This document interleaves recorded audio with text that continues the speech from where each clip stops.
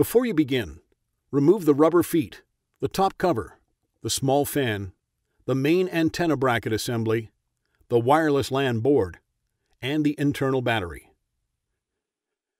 Removal. Remove the P1 Phillips head screw that secures the DC-in cable bracket to the rear cover.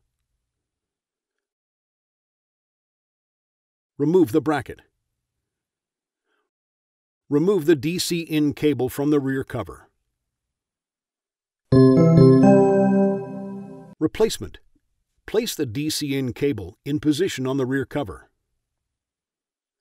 Place the bracket over the cable and on the alignment pins on the rear cover. Replace the P1 Phillips head screw that secures the DC-in cable bracket to the rear cover.